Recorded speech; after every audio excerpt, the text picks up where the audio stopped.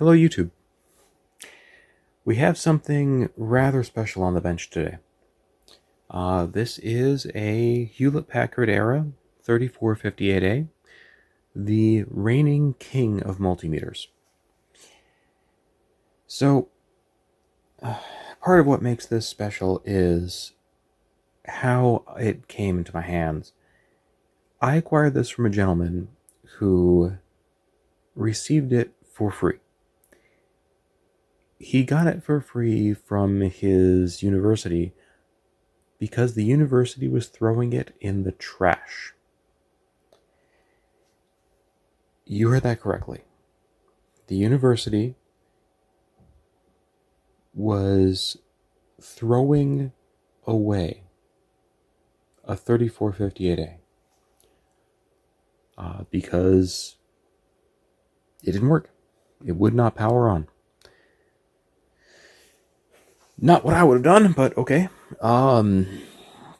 Thank you, random chance. So, in large part because he got it for free, he was selling it for dirt cheap is the wrong phrase. Dirtier than dirt cheap. Like, yeah, just insane. So I got it for comparative pennies. He was happy with getting that since he paid nothing for it and was otherwise being told, yeah, just take it to the dump or take it to the recycler. Jeez. Out of my love for the history of this instrument, I am so happy that he looked for, like, anyone who was interested in it instead of taking it to be shredded for scrap. So, yeah, I lucked into a random 3458A for dirtier than dirt cheap with, the only way that happens is if it's not working. And not working. But we have it on the bench, and we're going to see if we can bring it back to life. I'm recording this a little bit out of order. I was really excited to get it on my bench, and I just started tearing it apart. But then I realized, hey, I should probably give you guys an introduction. So, yeah. Oh, and it has options 1 and 2. Extended memory and the ultra-high stability 4 ppm a year reference. So, like, that's what the university threw away. It boggles my mind.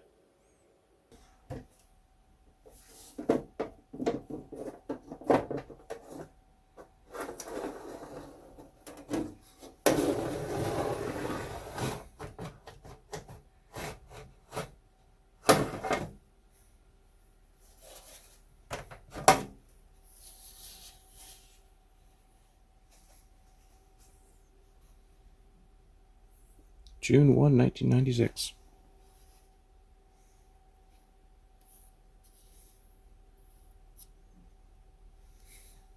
Got a dead spider hanging out inside.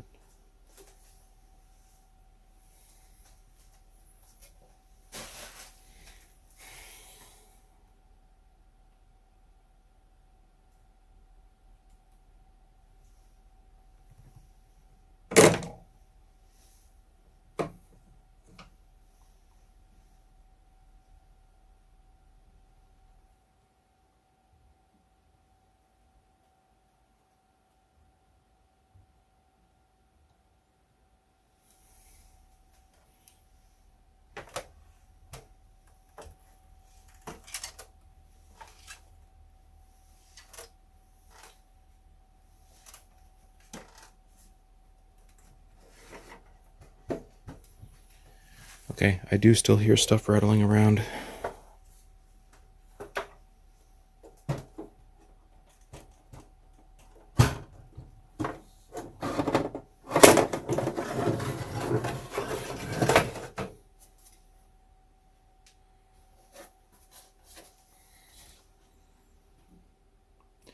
Matching, 1996.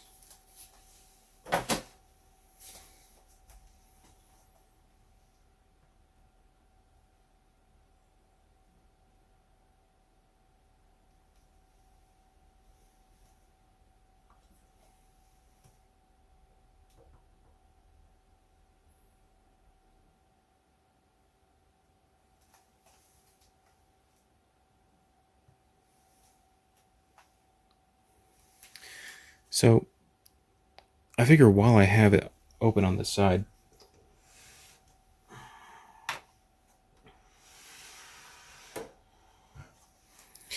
these old Schaffner filters are one of the things that can fail. So let's quick take a look.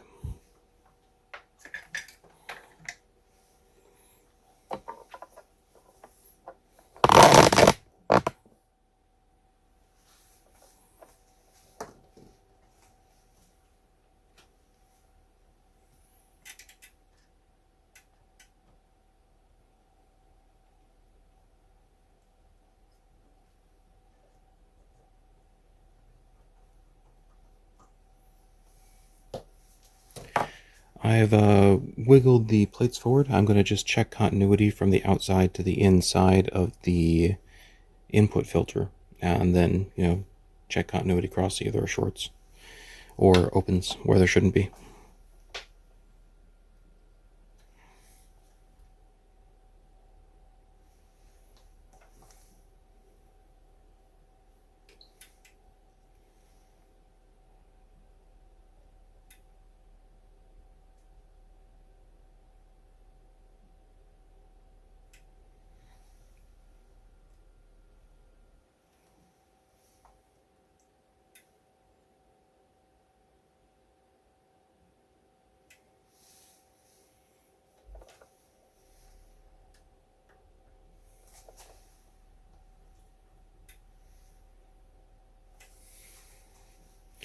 Alright, so each of the lines on the outside is connected to the inside.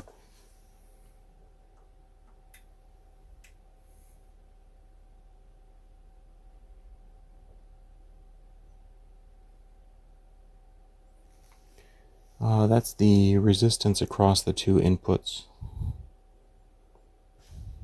And we can see it changing because there are capacitors there. And if I reverse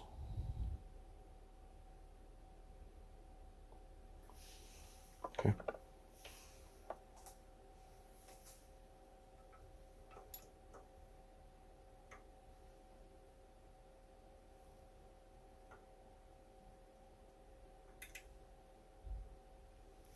And neither of them are shorted to ground.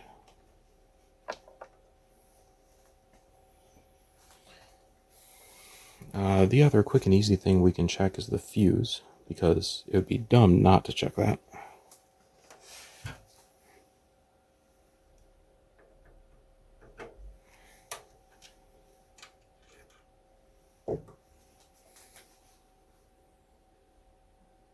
Looks good. It's probably good.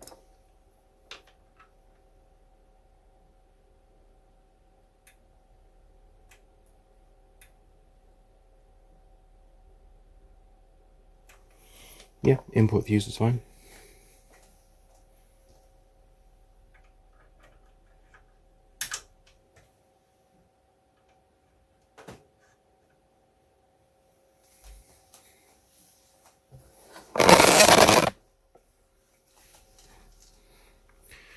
Next up, these switches.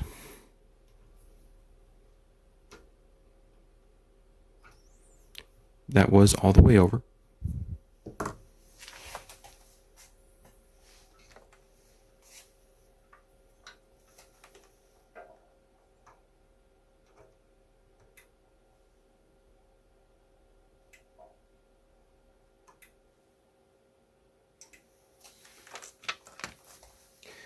The switch is not in any kind of failure mode or mispositioned. It is correctly shorting the correct terminals.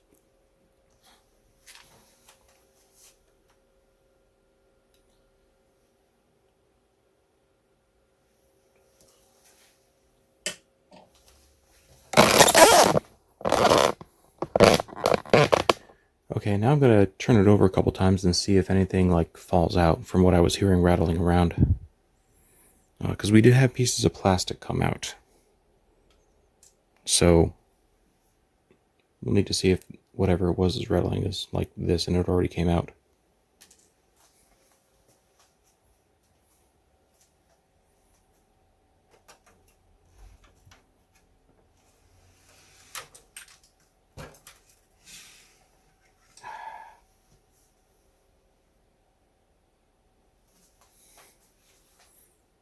Side literally is like snapping apart as I hold it.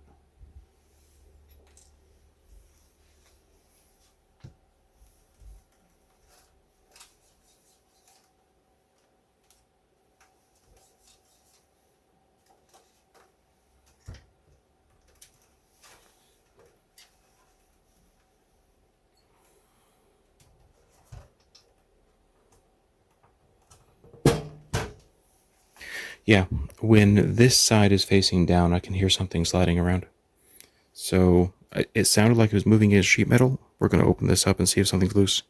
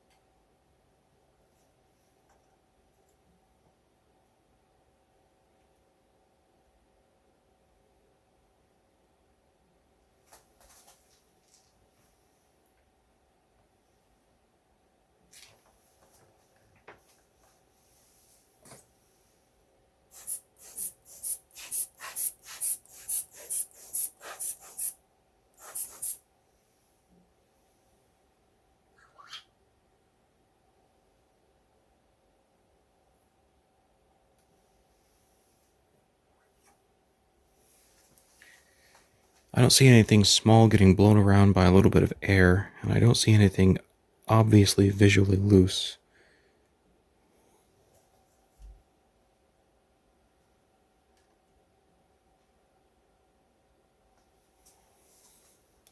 So we'll turn it over again and hold it up this side down and see if anything falls out.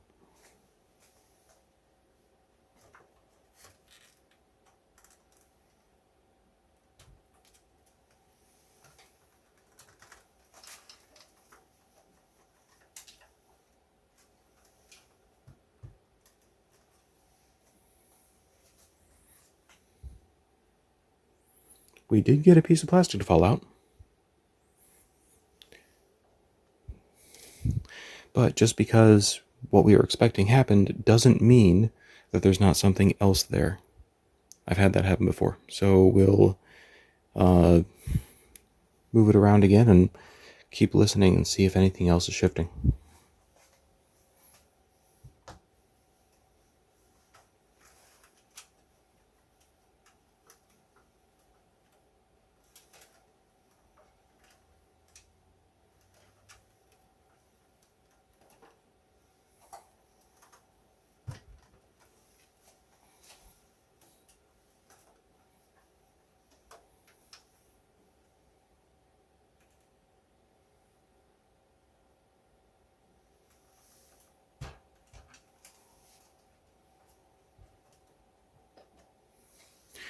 Okay, I don't hear anything moving around again.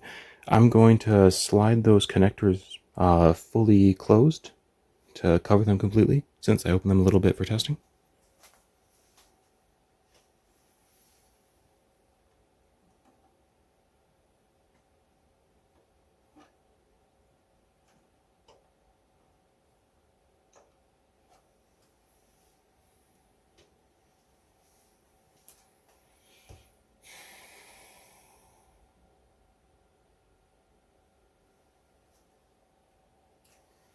And this side is power supply, so I'm going to leave it upside down. We're going to plug it in. And we're going to push the power button and see what happens. We are expecting no response.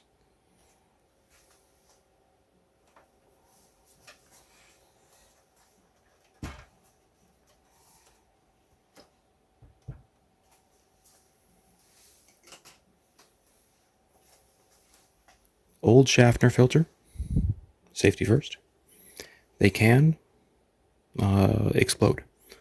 It's rare, but still.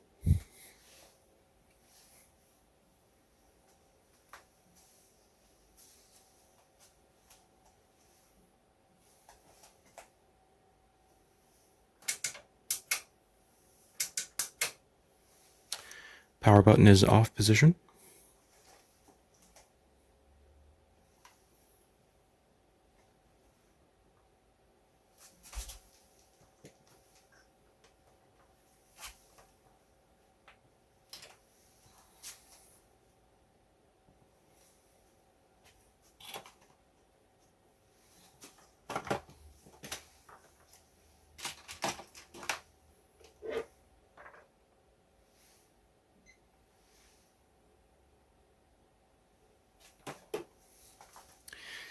Kilowatt says 0 watts, so it's not like I mean, we would have had a breaker blow if it was a dead short, and we already know it's not a short.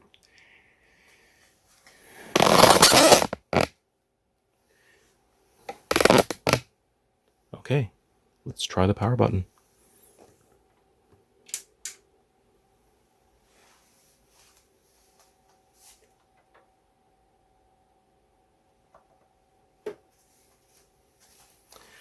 We have 0.0 watts. So this may be a fairly simple power failure somewhere on the power board side, because if it was something else, I would expect to see at least some power go through. It could be a power switch failure. It does not appear to have been the Schaffner mains failure. Let's go to AC volts.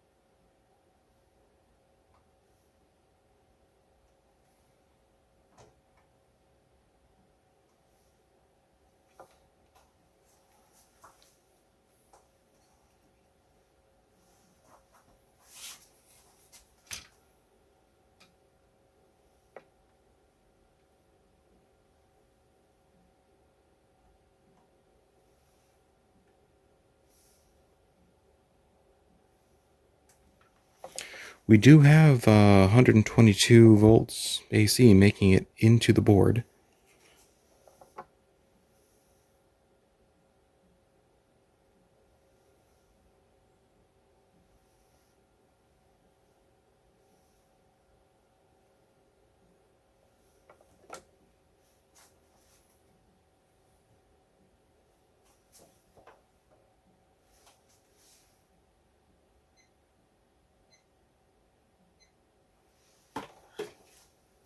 And still no power moving through it. Okay.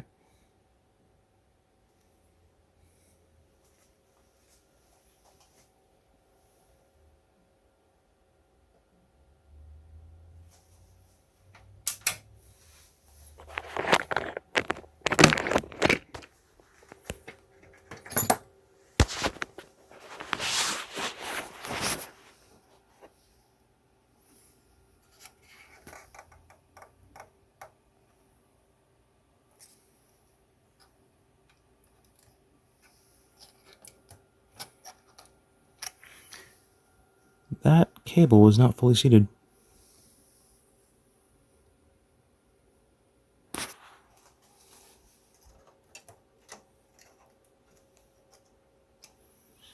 It's probably not going to be that, but still.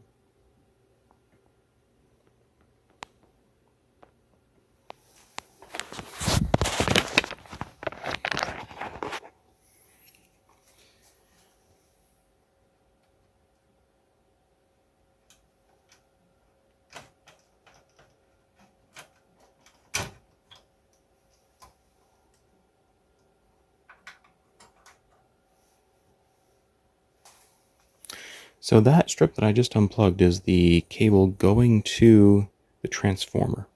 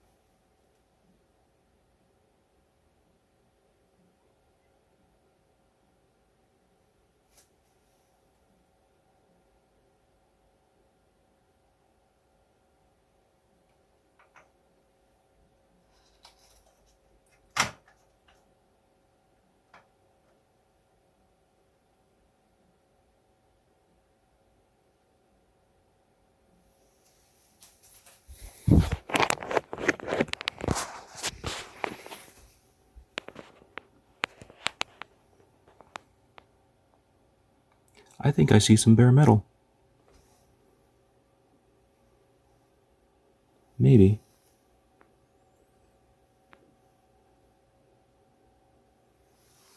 Hard to say.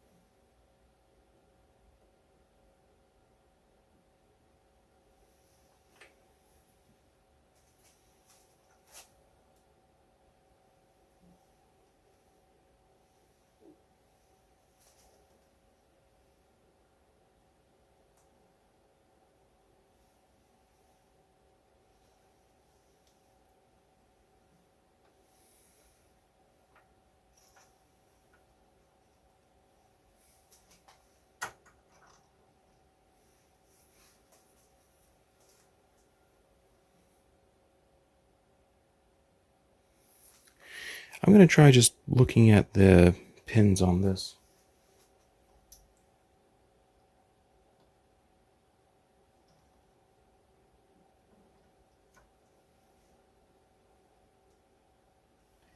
I think the furthest two over here should be the mains output to the transformer. I think. Safety glasses back on.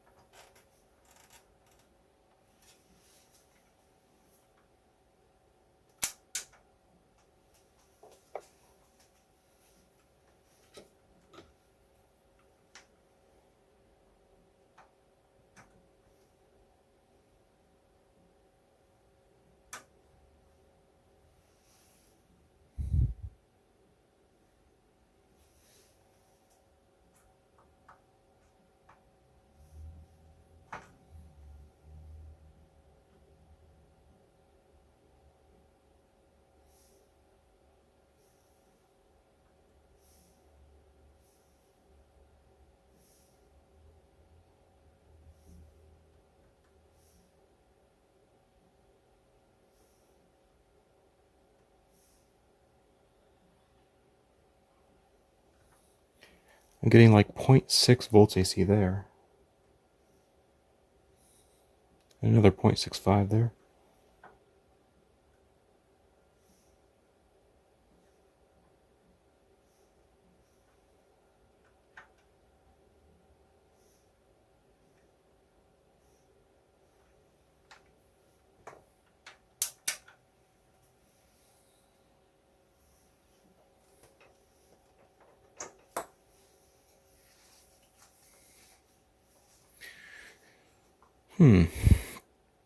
Okay, so maybe the failure is before the transformer, or there could be like a protection varistor or something that sacrificed itself. Hmm.